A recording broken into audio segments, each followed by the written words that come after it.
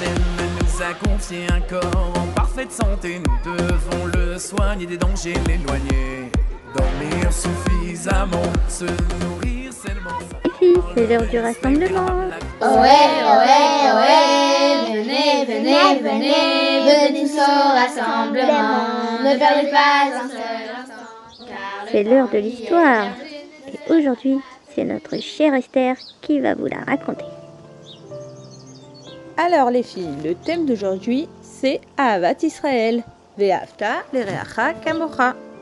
Ah oui, chaque année on fait ce thème au Gan Israël. C'est bien vrai, Taël, car le Ahavat Israël est la base de toute la Torah. Une de vous aurait un exemple à nous donner sur ce thème? Bah, cela veut dire partager. C'est jouer par exemple. Ou bien respecter les autres. Ou ne pas leur couper la parole. En bref, aimer son prochain comme on s'aime soi-même. Et ne pas faire à autrui ce que l'on n'aime pas. Chazak les filles, vous avez donné plein de très bons exemples. La mitzvah de Ve'afta a beaucoup de paramètres. Elle peut inclure aussi Kibud Avahem, car on prend soin de ses parents et on les respecte. Il y a autre chose aussi. Evedan et Kol Adam les Chavzechut. Est-ce qu'il y en a une qui peut nous expliquer? Juger chacun favorablement, avec un bon œil. C'est-à-dire penser bien sur chacun. Même si parfois tout nous prouve le contraire. On peut toujours réussir à trouver un point positif. Très bien expliqué, Dvorah, bravo! Celui qui était très fort pour trouver un point positif sur chacun était le Rabbi Levi Yitzhak de Berdichev.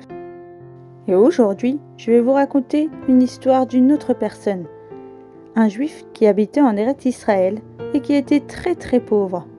Ce juif s'appelait Akiva. Malheureusement, cet homme était si pauvre qu'il dut quitter sa famille pour aller chercher du travail loin de chez lui. Priant Hachem de trouver un bon employeur et un bon travail pour gagner assez d'argent. Il trouva Baruch Hashem un travail chez un homme dans le Galilée.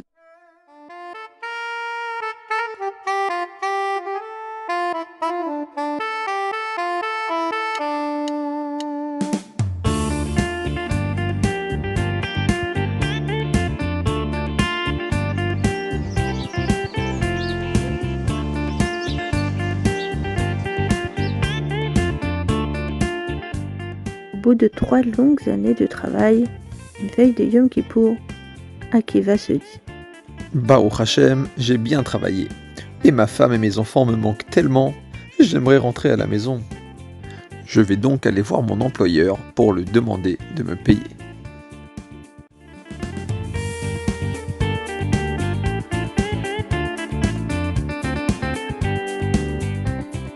Shalom Aleichem, cela fait 3 ans que je travaille chez vous. Et je veux rentrer chez moi. Ma femme et mes enfants me manquent. Oh, mais bien sûr, Akiva, je te comprends très bien. C'est très les shalom alors. Oui, merci. Mais avant de rentrer, j'aimerais quand même être payé. Pour ces 3 années de travail. Ah, bien sûr, je voudrais bien, mais je n'ai rien du tout. Rien du tout? Comment cela est-ce possible? Vous avez, Baruch Hashem, une magnifique maison, des champs à perte de vue, des animaux, etc. C'est exact, mais je suis désolé, je n'ai vraiment pas de quoi te payer. Rien du tout. Bon, je vais devoir donc rentrer chez moi, comme je suis venu, sans argent. Au revoir, Akiva, et encore désolé. Les filles, comment aurez-vous réagi à la place de Akiva? Oh là là, mais c'est sûr que c'est pas vrai. On voit bien qu'il est très riche, l'employeur. Je suis d'accord avec Taël, c'est vraiment bizarre. À la place d'Akiva, j'aurais eu honte aussi. De rentrer à la maison sans argent. Peut-être Akiva était en colère aussi. Après tout ce temps de travail. Esther, tu nous racontes la suite? Oui, bien sûr. On continue.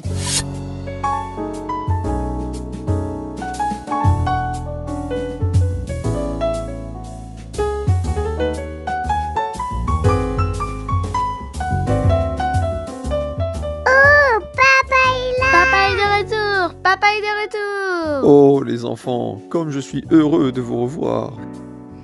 Papa, tu nous avais tellement manqué.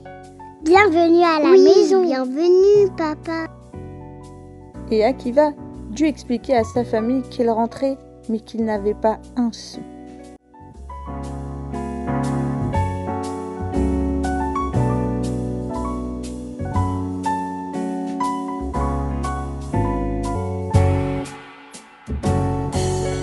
Et juste après la fête de Sukkot, l'employeur vint voir Akiva dans son village avec une calèche remplie de cadeaux et d'argent.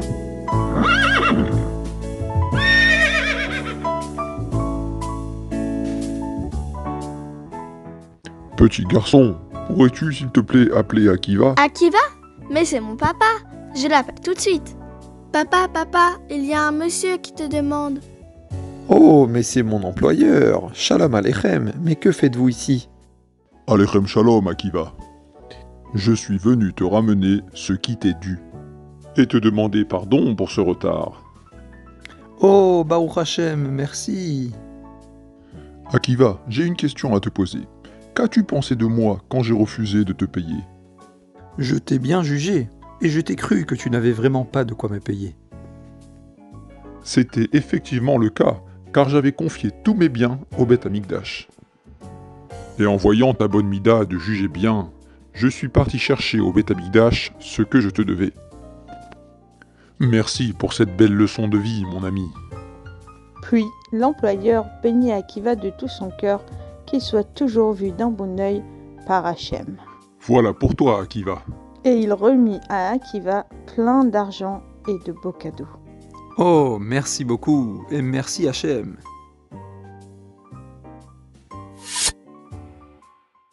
Waouh, comme c'est beau cette façon de penser bien sur les autres. Ah oui, dis donc. Là, il nous a appris une magnifique leçon. Oui, ça donne envie de faire comme Akiva. Et d'après le Rav Achaï Agaon, ce juif Akiva ne peut être qu'un seul homme, Rabbi Akiva lui-même. Ah, mais c'est logique. Rabbi Akiva est celui qui nous a appris Va'afta l'ereacha kamocha. Oui, même avant qu'il soit rabbi, il avait déjà de grandes midotes. Grand Avat Israël. En tout cas, Esther, merci beaucoup. Grâce à toi, on a appris un nouveau concept d'Avat Israël cette année. Ah oui, merci. Avec plaisir, merci à Rabbi Akiva et à Hachem. On chante ensemble?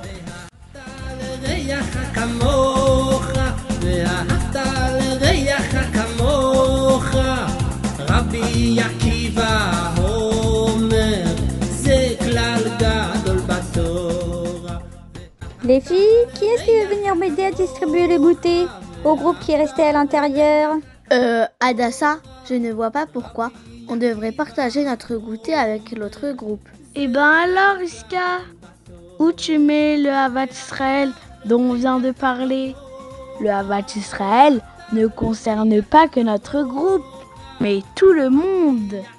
Moussia a raison. Ça ne concerne pas que notre famille ou nos amis, mais c'est avec chacun et chacune. Wegen dem Klau Godel Beteile von Wahrhafter Lerejacha Komecha, als nicht genug, was dem Chas Visholem Richtem Niton, das aber nicht genug, legt die Gräßkeit von dem, mit wem trefft sich, was Bichlale doch jederi, da Nelo Mole. Ah, maintenant j'ai compris. Le Habat Israël concerne tout le monde. Le rabbi le dit. Il ne suffit pas d'être juste poli. Il faut vraiment se préoccuper de l'autre de tout son cœur. Compte sur moi pour venir t'aider, Adassa. Iska, un grand bravo, tu as tout compris. Allons-y.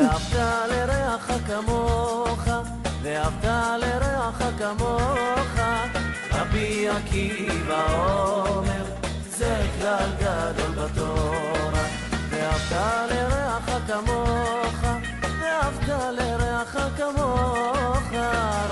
Akiva